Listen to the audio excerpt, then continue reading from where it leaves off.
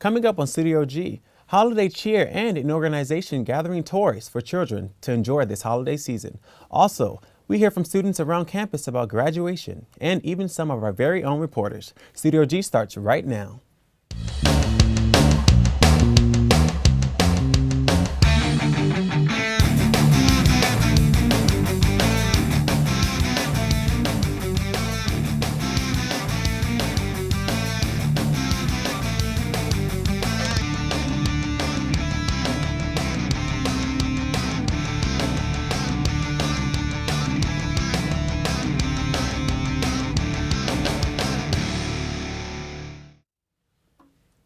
Good afternoon, Rebels. I'm Deshelo Balogan, and today is the last episode of Studio G for the semester. I mean, it's sad, but I'm excited to be here with you for our very last show. It's easy to start to relax as finals and last-minute assignments fall into place, but don't relax quite yet until you've remembered to return all of your books for the semester. Sarah Shelton with the report. The end of the semester is approaching fast, and students need to remember to return their books before late fees apply. I'm the manager. This is Beat the Bookstore, and rentals that students rent from us are due December 12th, which is Saturday after finals by 4 p.m. We usually give a grace period until like the next Tuesday, but we try and get it sooner is better than later just in case something happens, you have to go out of town or whatnot. So take your final, bring them back. It's what we try and tell people. When are you returning your books? Oh, I'm going to be returning my books as soon as I'm done with the exams. It's kind of like a little celebration to drop them off. Study-wise, though, I have to be careful what I highlight in them, so I use note cards and write down all my notes on note cards and set them into the book. I rented 4 just for my history class, so, you know, my backpack's always heavy. The returns isn't usually as busy as sales lines are, so you might have, again, on average for the most part, 7 to 8 people in line at any given time. So Monday and Tuesday, on the 7th to 8th, we are open from 9 a.m. to 7 p.m. On Wednesday and Thursday, 8 to 8. Friday, 9 to 6, and Saturday, 10 to 5. For Studio G, I'm Sarah Shelton. You don't want to have to pay those fees so you have more money to go out after graduation, so remember to get your books in on time. With graduation creeping up, many students are wondering, how are they going to land their first job right out of college? Well, students who have done an internship already have a head start on the process. People say, well, how am I supposed to get experience if nobody will hire me? This is how you get the experience that you need to go out there and get a job. Previously I had an intern in the past, and this is my second one, but this one was really interesting because I was able to focus on other departments. You know, my internship was really exciting. I was really fortunate to be an intern for Fox 5. I learned way more than I expected. I was able to focus on all the departments instead of just reporting, even though I wanted to be a reporter. And it's something that I can carry with me for the rest of my life, so I was really fortunate enough. The classroom is fantastic, and we hope you're learning a lot, but if you don't have an opportunity to get out there and apply that in a realistic situation, it really isn't going to do you a lot of good. So lots of advantages. Some of the students talked about things like making connections and getting to know people so that you have those references for later on. That's just one of many, many advantages. It helps, like even though it seems like you're working for free, which in a way I am working for free, but I look at the bigger picture, like I'm going to take so much from it, and like he said, it's not like what you know is really truly who you know. Every once in a while, I get one of those weekly reports where a student has gotten really involved in a really exciting story, and I get to witness that adrenaline kicking in. It's very exciting, and it's why we journalists do what we do. We're adrenaline junkies. What I liked most about my internship was that it was a really great learning experience, and I can use it as a stepping stone to, progress into a bigger news station. I interned at LVCNN, and, through that experience, being with them for a year, they really, really liked me, and they offered me a job, and I took it. Of course, right? I think every student or anyone should do internships because you really get the hands-on experience there that you don't really get at school. Having an internship not only opens doors and helps with networking, it also looks really good on a resume. Well, we have to take a short break, but when we come back, climate change and what politicians are saying about it. Sunday evening jazz. I mainly play a lot of contemporary jazz music from the 1960s up until about 2012, 2013. When I go on, just explain who it was, the name of the song, the name of the artist, maybe the name of the album, their career. I just hope that everybody enjoys it and appreciate it for the kind of music it is and how great it is. My name is Sam, and I host Sunday Evening Jazz on the rebelhd2.com. You don't get to do an internship, you have to do an internship. It's one of the requirements for a journalism major. You have to do an internship before you can graduate. Definitely having an internship as a requirement really helps push yourself out there and to just remind you that your graduation is coming up soon. You're going to have to need some work experience in your career.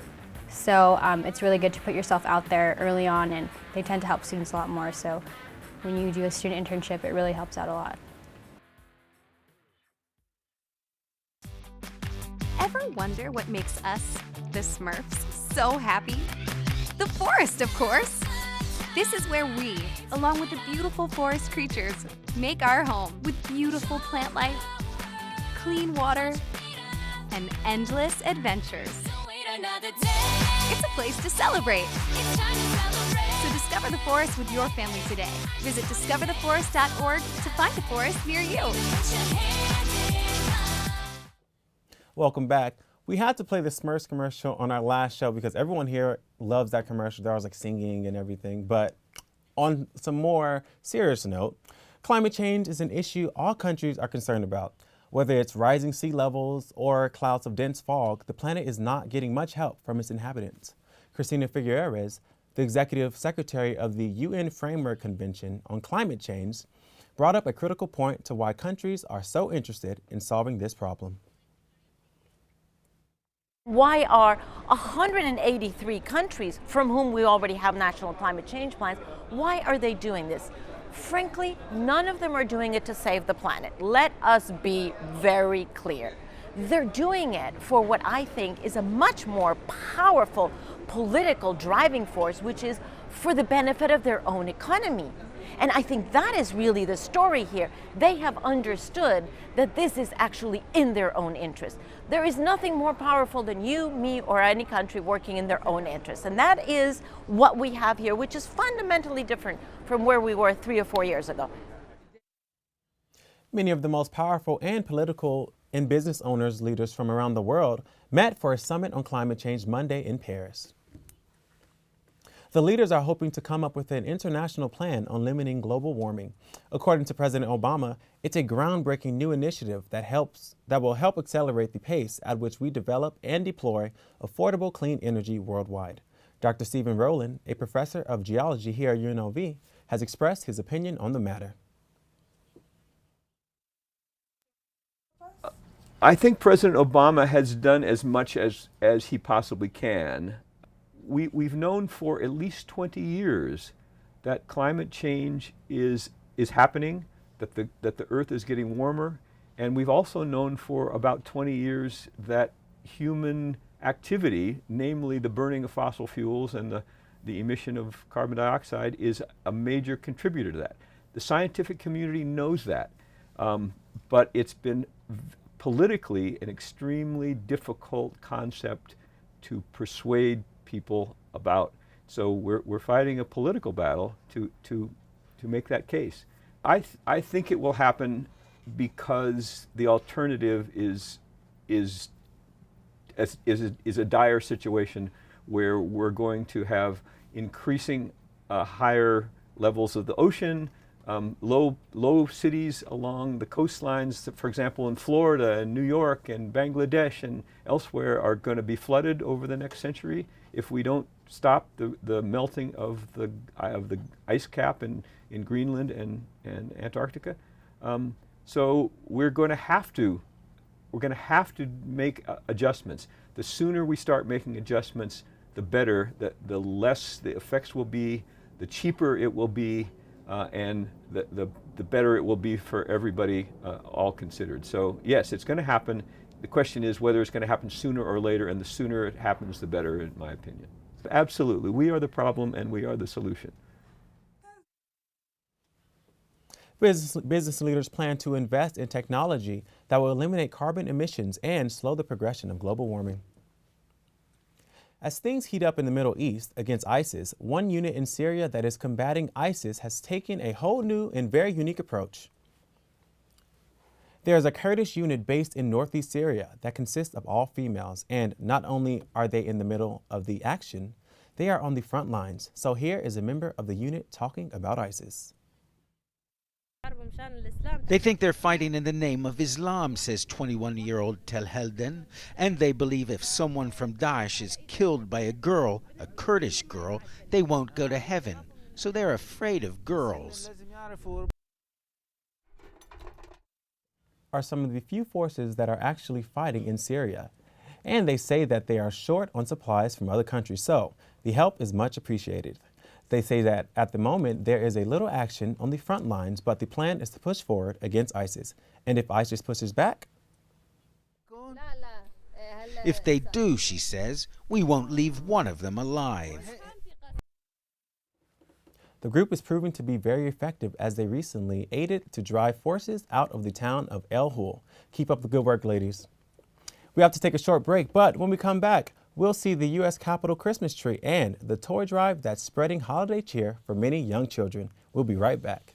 Our Metropolis is a 30-minute show that airs every Tuesday evening at 91.5. You're going to hear Dr. Gary Larson along with our regular contributors talking about what matters to our community. And not only what matters, but why does it matter? We look at our community as a whole, but we also pay special attention to what's happening here at UNLV because that's our home as well. So looking at our Metropolis through the lens of a radio show really gives us the unique perspective to tell a story through words and through people, and I think it makes for a great program. More of the Music Mondays, rap, hip-hop, R&B too. I like to play like any new upcoming music, new albums, new mixtapes. I like to open up with maybe kind of like a hype song that gives people energy. Just play any type of good music and then give people like a rundown what's going on currently in hip-hop. Just good vibes, good music. A lot of radio stations don't keep up with playing good music. So that's really the goal. This is Jalen Young on More Than Music Mondays. Check me out on the Rebel HD2.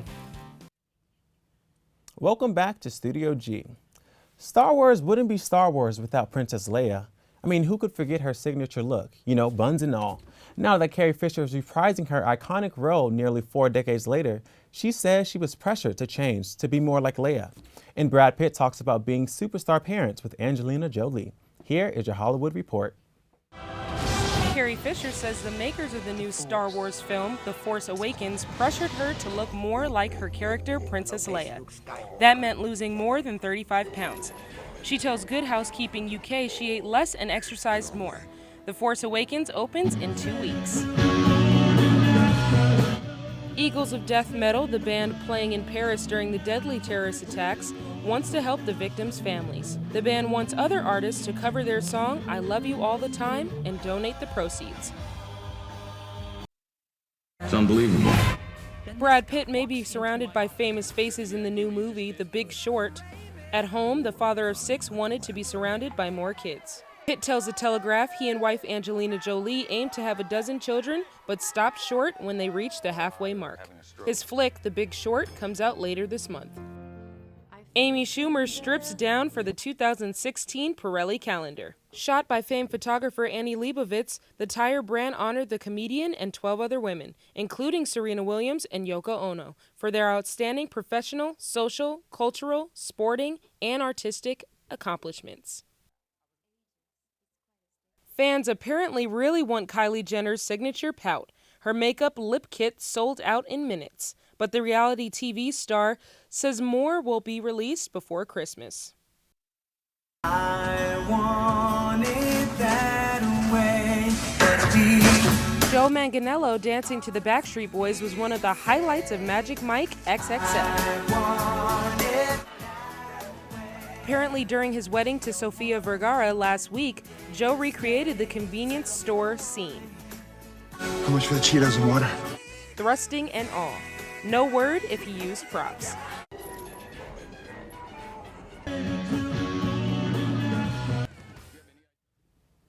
That was the last Hollywood Report for the semester. Look for more in the spring. It's beginning to look a lot like Christmas at the U.S. Capitol, that is. 5, 4, 3, 2. The Capitol Christmas tree was lit Wednesday during a ceremony. This year's tree comes from Alaska. The spruce tree stands at 74 feet and traveled 4,000 miles by land and sea to make it to D.C. The Capitol Christmas tree has been a tradition since 1964. This year's tree was decorated with thousands of ornaments, handcrafted by children and others from communities in Alaska.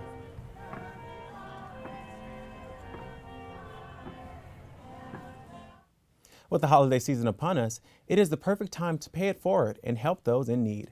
A local nonprofit needs your help to put smiles on the faces of local children. I got the story for you earlier this week. Every child's dream is to wake up on Christmas morning to a loving family and a Merry Christmas with a tree full of presents. But unfortunately, many of them are disappointed on Christmas Day. There are 3,500 children in Clark County's foster care system, and many of them have never experienced the picture-perfect Christmas. The children in foster care, children under the supervision of the Division of Family Services, are our children. You know, they have been taken out of homes because of abuse and neglect and placed under the supervision of local court, county court. And to my way of thinking, that makes them our children. So there's just not enough we can do to make them feel special. The Fostering Futures Foundation's holiday celebration for children in foster care, or the Angel Tree Foundation for short, are currently holding their annual toy drive for foster children in need. We thought this was a good idea because I know a lot of other toy drives are going around the city, but this was unique because it was specifically for foster children. This is a project we've been doing for many, many years. And what we do is provide a big party and gifts for every child in foster care. We want to have one day where these children feel lucky. I think it's human nature to give back, and I think this is just one way visibly to, put up signs and say, hey guys, donate to our toy drive. It makes me feel really grateful that I grew up in a great environment, and I'm really happy to give this back to them. We constantly need toys, but we really need to make sure that we have everything for the party on the 12th, so we can use toys for quite some time. The toy drive is for children ages 3 to 11, but don't worry. Those under the age of 3 and over the age of 11 receive a $50 gift card. For Studio G, I'm Deshola Balogan. If you would like to donate to this charity, you can contact Kathy Espin in Greenspun Hall or go to fosteringfutureslv.org. We've almost reached the end of our show, our final show for the semester, but we're going to take a short break. And when we return, I'm going to sit down and talk with some of Studio G's graduating seniors. Don't go away.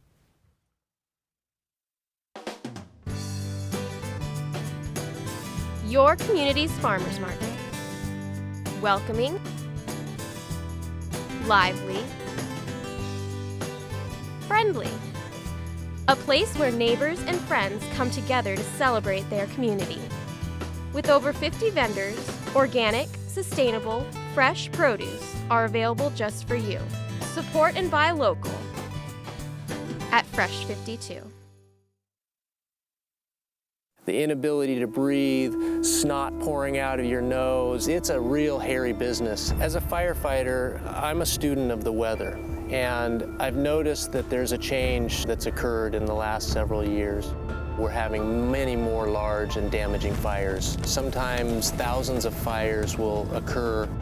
If the climate changes and we don't have the water we need, California could dry up and blow away. I remember the moment. I'll never forget that moment. That changed my life. At that moment, it hit me. This is why I joined the Guard. We're soldiers, always ready to protect our country. But we've also got communities. Family, friends, neighbors who count on us. I couldn't believe it. I just saved a life to somebody from my hometown. See what it means to be a citizen soldier at NationalGuard.com. Welcome back. I'm sitting down to talk with two of our graduating seniors from Studio G, Eddie Vargas and Una E. Hello. Hi. How are you? Good, how are you doing? Good, good. So you guys have got to tell me, because I'm not graduating yet, what's the most exciting part about graduating? Well, to me, the most exciting part about graduating is that I won't have homework anymore. That's what everyone that I know that graduated has said. So when you go to work, the work just kind of stays there, and when you come home, you don't have to really worry about anything after that. So that's really what I'm excited about. And maybe getting a full-time job, hopefully, fingers crossed. That'll be good, right? What about you, Eddie? Well, for me, I guess the most exciting, like she said, no more studying, no more late nights, no more waking up so early. And from what's next, the most exciting part is what's next, what job is next. I already work in the field, so for me, it's what job is next after the one I currently work for. Okay, and what are you guys going to miss the most about like being at UNLV? Well, probably like my friends and seeing familiar faces, and just being in a familiar environment. I work part-time, but full-time is a little bit different. So I'm kind of scared about that. And also hopefully the full-time job that I get will be something that I've kind of studied for. So maybe something in like broadcasting. So, I mean, I don't know, I'm kind of scared actually, just a little bit, but I'm pretty sure it'll be fun, so. Of course, what about you? Yeah, just like she said, for me, the student environment, just everybody being so passionate about working and full of energy and always staying busy. Like I don't know how it's gonna be not being so busy every day. But I mean, you'll be working, I guess, so Yeah. I guess you can work more Yeah. now that you don't have school. Do you guys have any plans already, any plans for after graduation? Like, even if it's not a job, like anything that you're gonna do, like take a trip or anything fun to celebrate? Nothing really. I think after graduation, we're just gonna go out and eat and stuff like that. But as far as like celebrating the fact that I graduated, like by myself, I mean, maybe I'll take a trip with my friends to like California or something. I can't really afford anything grand so far. But I mean, and I'm gonna put in some more job applications and, you know. I mean, you got to do something fun because graduating is like, it's a big deal. You Yeah? know? Yeah, so. I mean, what would you do? What would I do? What am Yeah. I going to do? You know what? I'm not there yet. I'm just going to be happy to be done, you know? I'll probably take a trip though. Yeah. Just because I just feel like, you know, it's a milestone that we all like are going to accomplish, and it's, I don't know, it's a big deal to me. What about you, Eddie? Do you have anything? I'm definitely taking a vacation. I don't know where, maybe Miami, New York. I hear Miami's fun. Yeah, I've never been there, but I have to check it out definitely. Okay, and dream job. What are your dream jobs? Like if you could have any job in the world tomorrow, what would you do? Well, I'd really love to work with Pixar or Disney in their movie production side of everything. Not necessarily like the theme parks and stuff. I mean, but if I do get the opportunity to work in the theme parks and everything, that'd be really great too. But I would, you know, want to, someday in the future, I'd like to help them make movies or just anything that kind of inspires other people to kind of dream bigger than, you know, what they see in everyday life. So. And you, Eddie, I know you like sports. Yeah, for me, it would be to work on ESPN, but originally I just wanted to jump over to English, but now I want to, as of right now, there's only one guy that works for ESPN that can do both English and Spanish, and for me, that'd be a dream come true to be able to report in English and report in Spanish. And for ESPN, like what kind of shows? Because I know they have the roundtable shows, and then they have like the people on the sidelines. What do you want to do? My favorite shows is ESPN First Take. Okay. I like how they debate about sports and bring a lot of statistics to back up their information. Is that one like an opinion-based type of thing? Like, I think this player is better, or? It kind of is opinion, but they back it up with a lot of statistics and facts to back up their arguments. Okay, and what about you? Like, if you were to work with, well, when you work with Pixar, let's say that, let's speak it into existence. What exactly would you want to do? Like, would you want to direct or the movies, or what kind of thing would you want to do? I don't know about directing. I mean, that'd be nice. I'm not too familiar with how film directing is. So I have to study a little bit more on that. I know that Disney, there's a studio in Japan called Studio Ghibli, and so I know that Disney is the one that's in charge of kind of distributing it across America, and so seeing how they take a movie that's Japanese and trying to make it a bit more American, or, you know, at least translated and stuff, because I actually minored in Japanese. So I mean, hopefully I'll be able to use that somehow and maybe help them translate the movies and translate it in a way where it's kind of, I guess in America it's culturally, I don't want to say acceptable, but like it's a bit, what is it, more familiar for the American audience. Because, you know, there are some things that really can't be translated in the Japanese versions, or like in the Japanese movies, they'll have like little cultural references that don't really make sense in America because, you know. Because they don't get that. Yeah, so, I mean, seeing how all that goes, and then seeing how they try to find voice actors for the characters, try to fit them all in, and I think that'd be really interesting to see. Yeah. Last question. What would you say is the biggest thing you've learned just about being in college in general, like the most important thing you've learned? Let me see. The most important thing that I've learned is that it's important to speak up. And I feel like college, I mean, yeah, like even in this class, like this is a group class, like we can't really function if like more than 2 people are, you know, absent or something like that. So learning how to kind of speak up and take initiative, because it's not like high school where the teachers kind of guide you along and everything. I mean, there are professors that will give you guidance if you ask for it, but they won't help you if you don't ask. So it kind of is a really big transition to, I guess, adulthood. And what do you think, Eddie? Most important thing, I think how similar the real world is to classes like this one, for example. This class is very similar to what a real newscast is like, and I think that this class actually gives you real experience that nothing else can offer. Well, thank you guys. Good luck with all of your future endeavors. I hope you guys work at Pixar and ESPN. Thank you. In less than 2 weeks, UNLV seniors will be walking across the stage and finishing up their journey here at UNLV. We talked to some future graduates about their commencement jitters and their future plans. I'm excited for graduation because it's like the next step forward in life. It's like I'm finally going to leave UNLV. Not like it's a negative thing, but it's like a brand new thing I'm going to experience. I'm receiving my BFA in dance performance and choreography. I'm graduating this semester. I'm really excited, yet also very nervous to graduate. I've been like looking forward to this for a very long time, so it's kind of weird that it's actually here.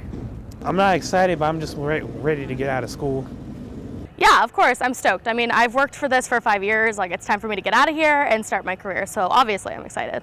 Many UNLV students will be walking across the graduation stage with some of the people they have met along their academic journey.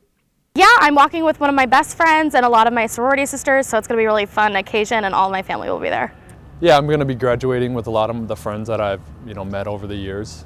So probably like 10 people that I know that are graduating with me. I am actually graduating with my wife, who is super pissed at me right now. Is it relating to graduation or something else? No, something completely different. I'm actually the only dance major graduating this semester, so he's sitting there all by myself. With the event fast approaching, these seniors have already put some thought into their post-collegiate plans. Hopefully I find a job at a news station or something like that. After I graduate, I'll be moving back to California, going to as many dance auditions as I can. Hopefully getting a job performing is the main goal. I actually have a job lined up, so I'm going to be going straight to work, basically. My plans right now are to just find a good job, get out of retail and find a good job. Nicholas Lopez is going to miss many things about UNLV. One thing I miss most, the people. In the UNLV bookstore, and congratulations to the upcoming fall 2015 graduating class. Well, that finishes up our last show of the semester. It's been a great run for all of us here at Studio G, and we're sad to have to go, but tune in to Studio G when it returns in the spring. Have a wonderful winter break, and happy holidays.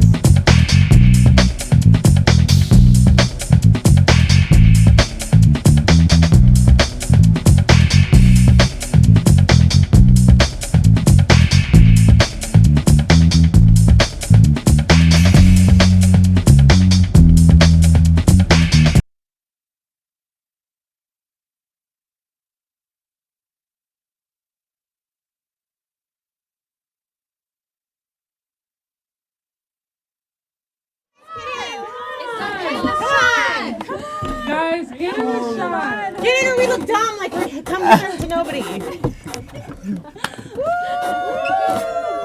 think it's a camera 3, guys. I